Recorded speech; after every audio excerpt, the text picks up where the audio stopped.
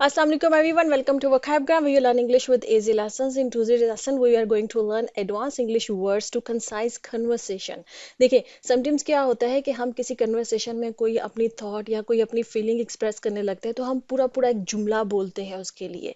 जैसे कि हम पुरानी यादों को याद कर रहे थे, हम दोस्त मिले या फैमिली में बैठे, हम फोटोज देख रहे थे या जो भी हमने पास्ट एक्सपीरियंसेस किए उनको याद कर रहे थे।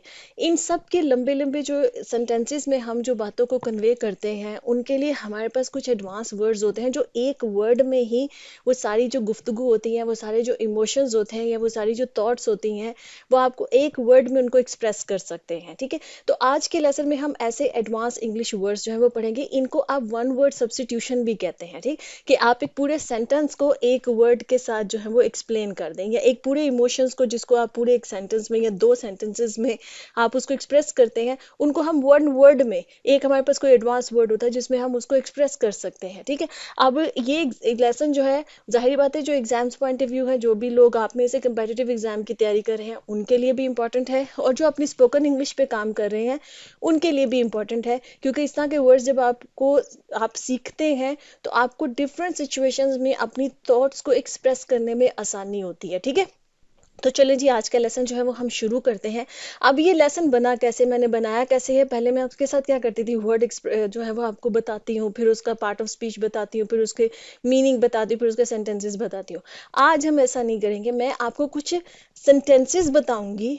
जब सामने आएंगे आप इन सेंटेंसेस को पढ़ेंगे और उसको हम किस वर्ड के साथ रिप्लेस कर सकते हैं जो उस मीनिंग को डिपिक्ट करता है। ठीक है, तो आज का लेसन हम इस तरह से पढ़ेंगे। जैसे अब ये दो सेंटेंसेस हैं, Ali has a strong desire for power and control, या दूसरा जैसे सेंटेंस है, इसी चीज को हम जैसे दूसरे अंदाज से अगर हम कहना चाहते हैं कि Ali wants to exercise his authority and sovereignty over us. ठीक है, अब कुछ लोग होते हैं ना, वो पावर चाहते होते हैं, वो कंट्रोल चाहते हैं। फैमिलीज में भी होते हैं, फ्रेंड्स में, फ्रेंड सर्कल में भी ग्रुप होता है, उसमें कोई एक इंसान होता है जो वो चाहता है कि मैं रूल करूं, सारा कंट्रोल मेरे हाथ में, सब मेरे हिसाब से चले। ठीक है, तो वो ऐसे इंसान जो होते हैं वो पावर चाहते होते हैं, वो कंट्रोल चाहते होते हैं, वो सोवरेनिटी चाहते होते हैं, अथॉरिटी चाहते होते हैं कि आप हमारी अथॉरिटी हो सबके ऊपर। वर्क प्लेस पे भी ऐसे लोग आपको मिल जाएंगे, फैमिलीज में भी होते हैं जो फैमिली के ऊपर अपनी अथॉरिटी एक्सरसाइज कर रहे होते हैं। ऐसे लोगों की ये जो पावर और कंट्रोल या सोवरेनिटी या अथॉरिटी जो होती है, अच्छा स्टेट की भी होती है, जाहिर बात है, एक सोवरेनिटी होती है, अथॉरिटी होती है। तो इनके लिए जो है ना हमारे पास जो एक वर्ड है वो है जी डोमिनियन। डोमिनियन, ठीक है, ये नाउन है। इसका मतलब होता है पावर, कंट्रोल, अथॉरिटी, सोवरेनिटी, कि मेरे हाथ में अथॉरिटी है, मेरे हाथ में पावर। जैसे स्टेट होती है, स्टेट की एक डोमिनियन होती है, उसकी एक अथॉरिटी होती है, एक सोवरेनिटी होती है। ठीक है, इस तरह से जब कोई इंसान इस तरह से चाहे तो उसके लिए भी आप डोमिनियन वर्ड चाह मतलब यूज कर सकते हैं। अब इन्हीं सेंटेंसेस को हम जब रिप्लेस करेंगे, जिसको हम वन वर्ड सब्सटीट्यूशन कहते हैं, तो ये समझ लीजिए कि आपका वन वर्ड सब्सटीट्यूशन है। तो क्या है, Ali has a strong desire for power and control की जगह पे हमने बोल दिया डोमिनियन। ठीक है, इसी तरह से Ali wants to exercise his dominion over us. ठीक है, ये कहने की बजाय कि exercise his authority and sovereignty over us, या हिज पावर ओवर अस।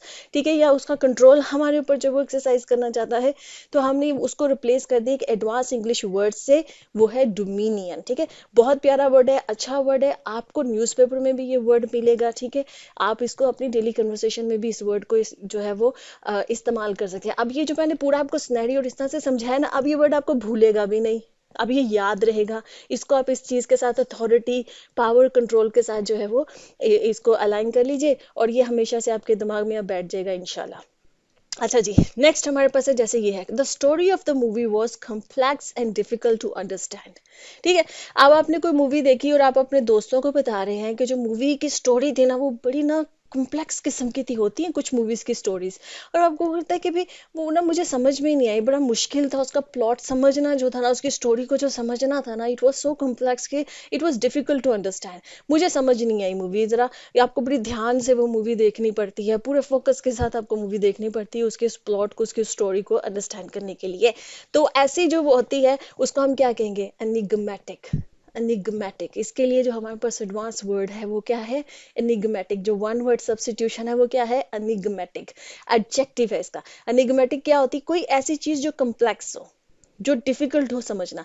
अब वो कोई मूवी की स्टोरी हो सकती है, आप किसी लेक्चर को भी कह सकते हैं। आज का जो लेक्चर था, जैसे आप लोग क्लास में लेते हैं, ठीक है, आज का आपको कोई लेक्चर लगा, कोई टॉपिक लगा जो आपको लगा बड़ा ही कॉम्प्लेक्स था, आज तो समझ ही नहीं आई कि टीचर ने क्या पढ़ाया है, तो कहेंगे, आप कह सकते हैं कि टुडेज लेक्चर वाज एनिग्मेटिक। ठीक है, जैसे कि है, the story of the movie was enigmatic, मतलब कॉम्प्लेक्स थी, डिफिकल्ट टू अंडरस्टैंड थी, तो आपने उसको एनिग्मेटिक कह दिया।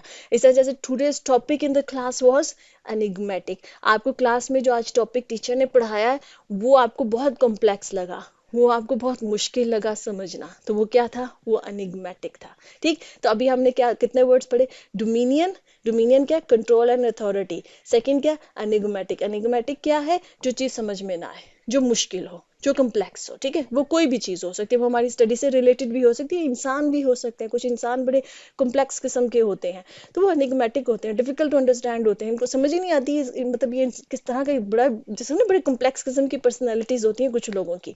आप इंसानों के लिए भी ये वर्ड यूज कर सकते हैं, स्टोरीज के लिए वर्ड यूज कर सकते हैं, बुक्स के लिए ये वर्ड यूज कर सकते हैं, मूवी के लिए कर सकते हैं, ये कोई भी चीज जो आपको कॉम्प्लेक्स लगे। अच्छा जी, नेक्स्ट हमारे पास है वो है जी, the restaurant's atmosphere was very cozy, friendly and lively. अब ये देखें, एटमॉस्फेयर यहाँ पर जहन में रखना है, हम एटमॉस्फेयर को एक्सप्लेन कर रहे हैं। ठीक है, आप किसी रेस्टोरेंट पे गए, आप किसी होटल में गए, वहां का जो एटमॉस्फेयर कैसा लगा आपको, एम्बियंस कैसा लगा आपको, या किसी पार्टी में गए, वहां का एटमॉस्फेयर आपको कैसा लगा, या किसी नई जगह पर गए, आपको वहां का एटमॉस्फेयर कैसा लगा, आप कहीं पे विजिट कर रहे हैं, तो अगर आपको वो बहुत ही कूजी लग रहा है, बड़ा लाइवली लग रहा है, बड़ा फ्रेंडली लग रहा है, इनवाइटिंग लग रहा है, अच्छा लग रहा है, किसी पार्टी का बड़ा फ्रेंडली और लाइवली किस्म का जो है ना वो एटमॉस्फेयर था, किसी जगह पर आप गए, किसी के घर गए, उनके घर का एटमॉस्फेयर आपको बड़ा फ्रेंडली लगा। ठीक है, तो होता है ना समटाइम्स हम कोई किसी से पहली दफा जाकर मिलते हैं, उसकी घर उसकी फैमिली से मिलते हैं, तो आपको उनकी फैमिली का एटमॉस्फेयर, उनके घर का एटमॉस्फेयर कैसा लगा, आपको रेस्टोरेंट का एटमॉस्फेयर, अगर वो फ्रेंडली है, वो लाइवली है, वो इनवाइटिंग है, ऐसा है, वो कोई पार्टी भी हो सकती कुछ भी, तो उसके लिए हम वर्ड यूज करेंगे कन्वीवियल, कन्वीवियल, ये भी एडजेक्टिव है। ठीक है, तो एडवांस वर्ड हमारे पास क्या है, कन्वीवियल। ठीक है, अब इसी को हम देखें, अब यहाँ पर हम क्या कहेंगे, was very cozy, friendly and lively, इतना लंबा एक्सप्लेन करने के बजाय हम एक वर्ड में उसको एक्सप्लेन कर देंगे, atmosphere was convivial, parties atmosphere was convivial, उनके फैमिली के, उनके घर का, होम का एटमॉस्फेयर बड़ा ही कन्वीवियल है, मतलब बड़ा लाइवली है, बड़ा फ्रेंडली है, कुछ फैमिलीज बड़ी लाइवली होती हैं। ठीक है, तो किसी भी ऐसे एटमॉस्फेयर के लिए आप जो है वो ये वर्ड यूज कर सकते हैं।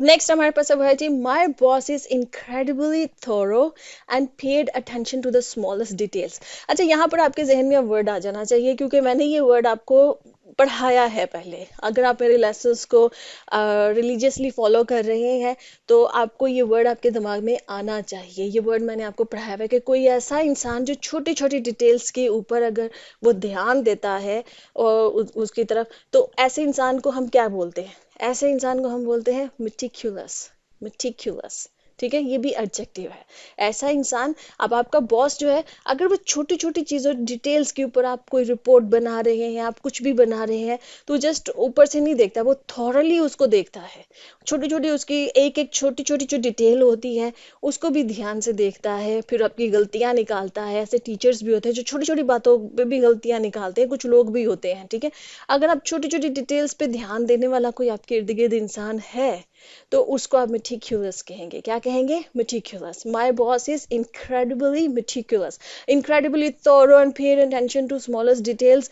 जो है ना वो and pays होगा यहाँ पे, paid नहीं होगा, ये बहुत ये past form नहीं होगा। My boss is incredibly thorough and pays attention to the smallest details, ये present में होगा। ठीक है, तो यहाँ पे ये गलत है, paid नहीं होगा, pays होगा। अच्छा, my boss is incredibly meticulous, मेरा बॉस जो है वो बहुत ही मेटिकुलस इंसान है।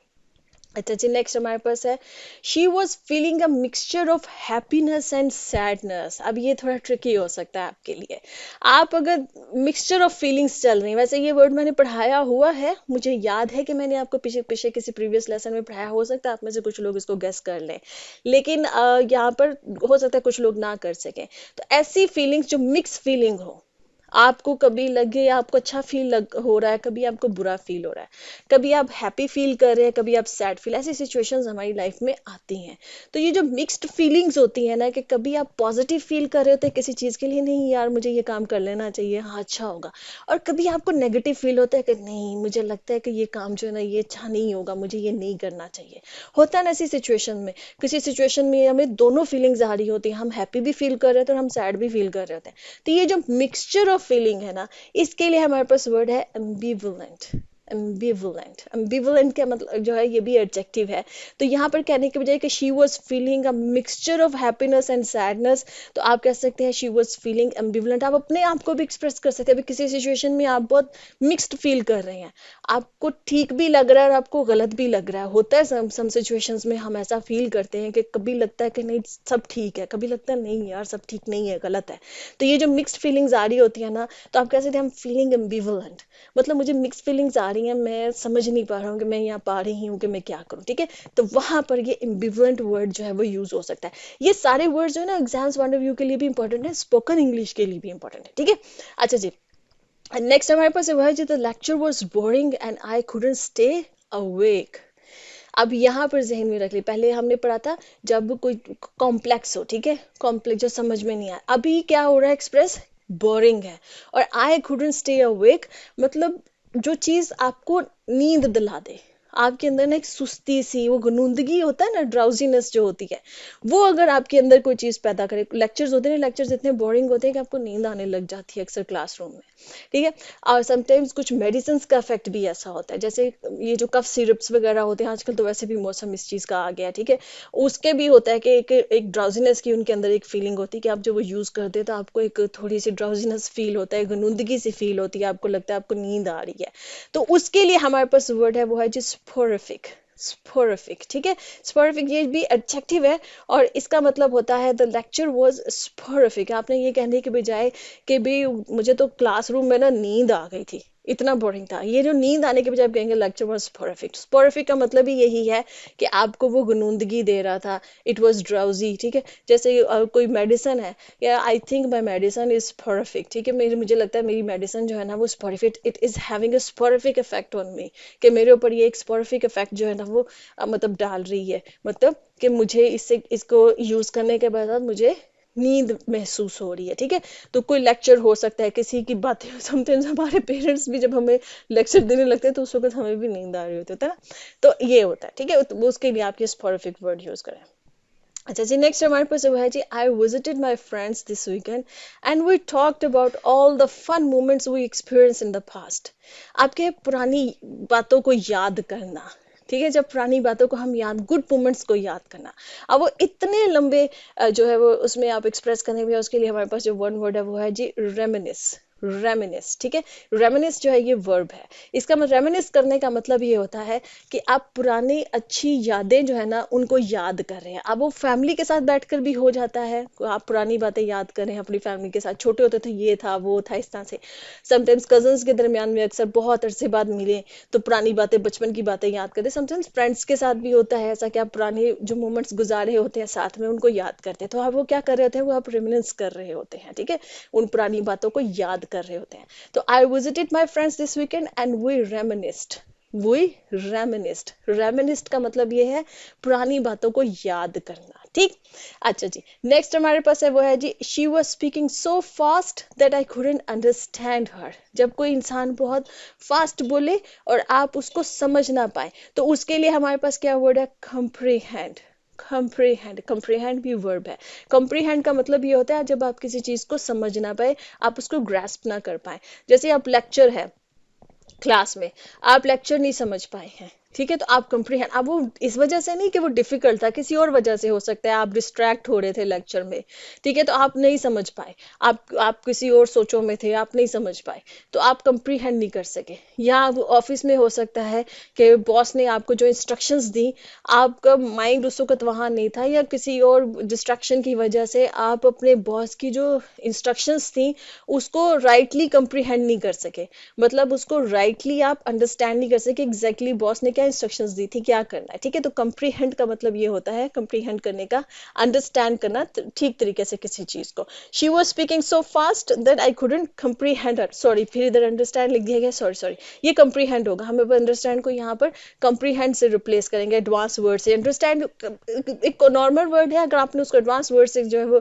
करना है तो वो कंप्रीहेंड हो जाए। कंप्रीहेंड वैसे कॉमनली अब बहुत यूज होता है, मैंने बहुत लोगों को सुना है वो कंप्रीहेंड वर्ड को बहुत फ्रीक्वेंटली यूज करते हैं, ठीक है, टीचर्स भी यूज करते हैं, एग्जाम्स में भी कंप्रीहेंड वर्ड काफी इस्तेमाल होता है, और मैंने स्पोकन इंग्लिश में भी लोगों को सुना है कि लोग इस वर्ड को इस्तेमाल करते हैं, तो it's better to know this word, ठीक है।